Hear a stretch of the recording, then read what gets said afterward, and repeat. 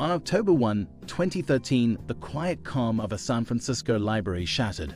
Federal agents stormed in and arrested Ross Ulbricht, a 29-year-old with an extraordinary secret. Ulbricht was the mastermind behind Silk Road, the most sophisticated online market for illegal drugs the world had ever seen. He named it after the ancient trade routes that connected China to Europe, dreaming of a modern marketplace where anything could be bought and sold, especially hardcore drugs and illicit goods.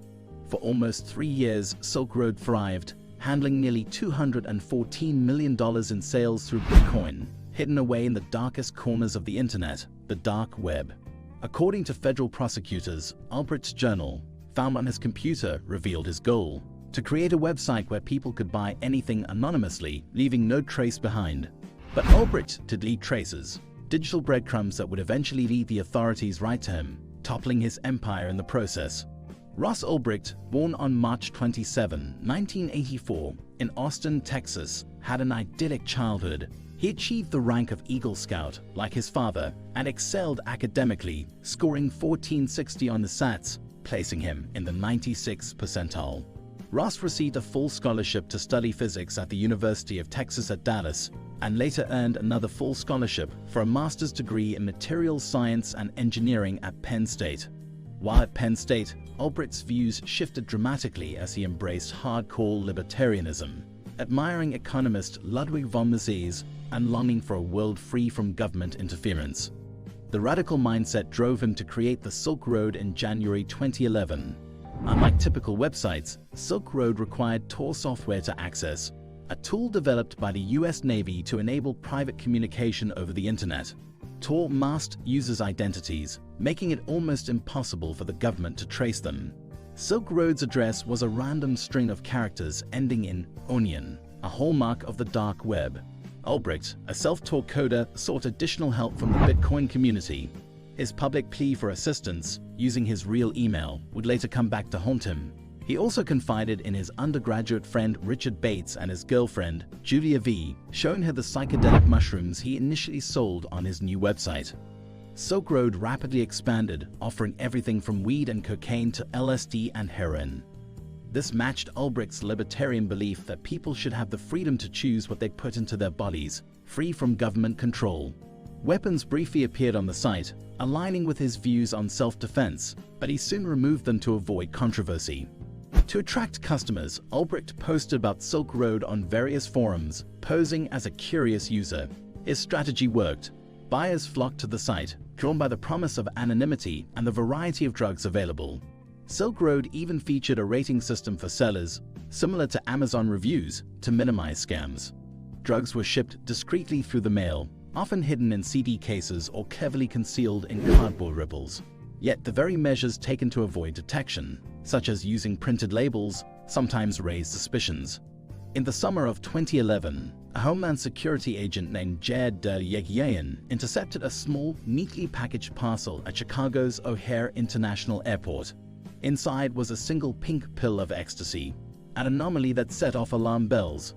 Thus began the downfall of Silk Road and the man behind it, as the trail of digital breadcrumbs left by Ross Ulbricht led the authorities to dismantle his dark web empire.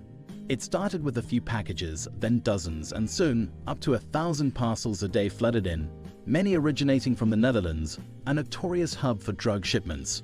Agent Jared Yegiayan of Homeland Security was on the trail. At one delivery address, a buyer's roommate casually mentioned that the drugs came from a site called Silk Road. Silk Road? Yegiayan had never heard of it. Intrigued, he dug deeper and discovered a Gawker article by Adrian Chen from June 2011. Chen's words were haunting. Making small talk with your pot dealer sucks.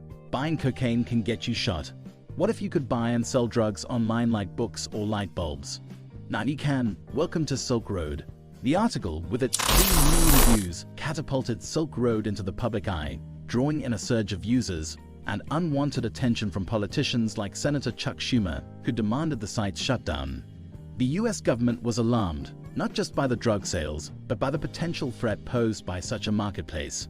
As Nick Bilton recounted in his book American Kingpin Agent Yegiayan feared that terrorists could exploit the Silk Road to purchase harmful materials. He persuaded the US Attorney's Office in Chicago to take up the case. As Silk Road gained notoriety, Albrecht's college friend Richard Bates, who had helped him with programming, urged him to shut it down. Albrecht's relationship with his girlfriend Julia also crumbled under the pressure of secrecy. He lied to both, claiming he had sold the business and moved to Australia, living with his sister in Sydney. During this time, a person known as Variety Jones contacted Albrecht on the site and became his trusted advisor, helping him secure Silk Road against potential threats. Jones even came up with Albrecht's alias, Dread Pirate Roberts, inspired by a character in Asterisk, The Princess Bride Asterisk. Albrecht envisioned passing on this name to keep his empire going. Confident in Silk Road's success, Albrecht wrote in his journal about its potential to become a phenomenon.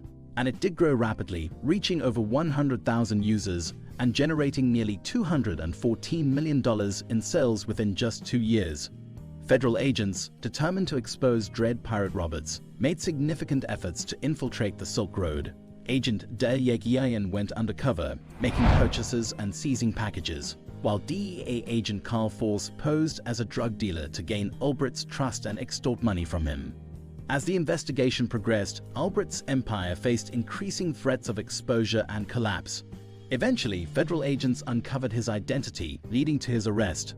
However, the corruption didn't end there. Agents Carl Force and Sean Bridges, tasked with investigating Silk Road, were found to be embezzling funds for personal gain. Force even agreed to carry out physical harm on behalf of Albrecht before being arrested himself. Photos of Green, seemingly dead, were later sent to Albrecht. However, Green was very much alive. Agent Force had staged the scene, using Campbell's chicken and star soup to mimic blood. Dread Pirate Roberts allegedly ordered hits on 5 others, but there was no evidence that anyone was actually killed. Consequently, Albrecht was never charged with murder for hire. Despite their efforts, government agencies were still no closer to unmasking Dread Pirate Roberts. The DEA enlisted the help of the FBI's cybercrime unit in New York, renowned for its expertise with the dark web. FBI Special Agent Chris Tarbell knew their only hope was to wait for Dread Pirate Roberts to slip up. And in May 2013, that moment came. Coding errors and vulnerabilities on the Silk Road website revealed IP addresses, leading investigators to a data center in Iceland. Albrecht's defense team disputes the narrative, suggesting NSA illegally spied and tipped off the FBI about the server's location. Agent Tarbell flew to Reykjavik, where Icelandic authorities handed over a drive containing data from the servers. This included transaction logs, login records, and the identification of the master computer Silk Road servers communicated with, dubbed Frosty. They traced recent logins to an internet cafe in San Francisco, accessed via a VPN. By the spring of 2012, Albrecht had returned from Australia and moved to San Francisco to live with a childhood friend. The FBI now had the computer's name and a focused search area, yet the true identity of Dread Pirate Roberts remained elusive. The stage was set for the final act in the dark saga of Silk Road and its enigmatic creator, Ross Ulbricht. Gary Alford, an IRS investigator, was determined to uncover the mastermind behind Silk Road. While searching the internet for any early mentions of the site, he stumbled upon posts by a user named Altoid who seemed to be promoting Silk Road. Intriguingly, one post included an email address, rosselbricht@mail.com. Further digging revealed that Altoid had also used the username Frosty on Stack Overflow. Alford's investigation led him to a LinkedIn profile belonging to Ross Ulbricht, whose cryptic life goals matched the ideology behind Silk Road. His suspicions grew stronger when US Customs intercepted fake IDs addressed to Ulbricht's residence. Agents visited Ulbricht's location in San Francisco, where he had moved under a fake identity. Despite his precautions, Ulbricht became visibly nervous when questioned. He didn't admit to purchasing the fake IDs, which were intended to expand Silk Road servers. Instead, he speculated hypothetically about Silk Road to the agents, who were unaware of any federal investigations. Gary Alford's investigation led him to Homeland Security files on the fake IDs, strengthening his belief that Ulbricht was the man they were after. When Alford shared this information, mentioning the username Frosty, FBI agent Chris Tarbell recognized it as the computer alias used by Dread Pirate Roberts. Finally, the pieces of the puzzle began to fit together. Agents noticed that whenever Dread Pirate Roberts accessed Silk Road, Ulbricht's Google account was also logged in, and they both logged out simultaneously. However, they needed concrete evidence to arrest him. They planned to catch Ulbricht in a public place with his laptop open and logged into Silk Road as Dread Pirate Roberts. Homeland Security agent Jed Yegiayan, still posing as Silk Road staff member Cyrus, maintained contact with Dread Pirate Roberts, which was crucial for their plan. On October 1, 2013, at 3:08 p.m., Yegiayan saw Dread Pirate Roberts log on from the San Francisco Public Library's Glen Park branch. The stage was set for Ulbricht's capture. Federal agents moved in, catching Ross Ulbricht by surprise. His laptop was open and logged in as Dread Pirate Roberts, sealing his fate and bringing an end to the dark saga of Silk Road. As Homeland Security agent Jed Yegiayan, posing as Silk Road employee Cyrus, chatted with Dread Pirate Roberts, the trap was set. Here's how their crucial conversation unfolded. Yegiayan contacted Ulbricht, who asked Cyrus to check a flagged message. Ulbricht verified Cyrus' identity with a security question about past Bitcoin exchanges. Then, while Ulbricht was distracted, agents seized his open laptop, leading to his arrest. Ulbricht's family and friends were stunned. How could the kind, fun-loving man they knew be running a global drug bazaar? The shock was immense.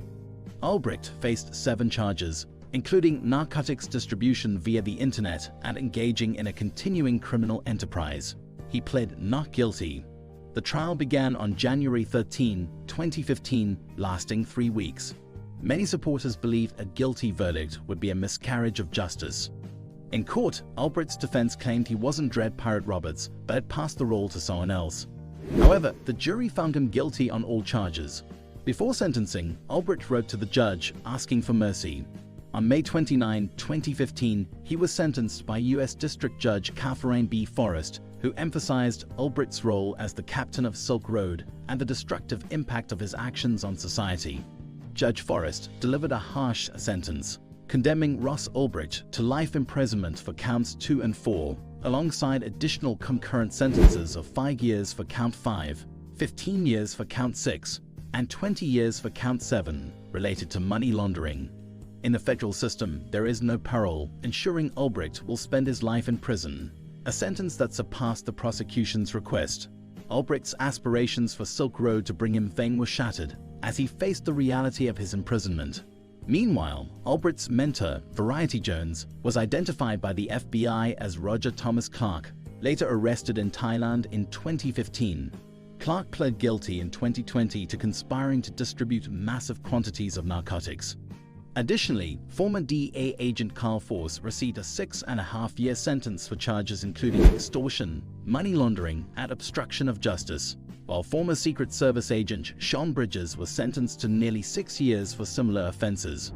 Bridges later received an additional 2-year sentence for another Bitcoin theft from the U.S. government.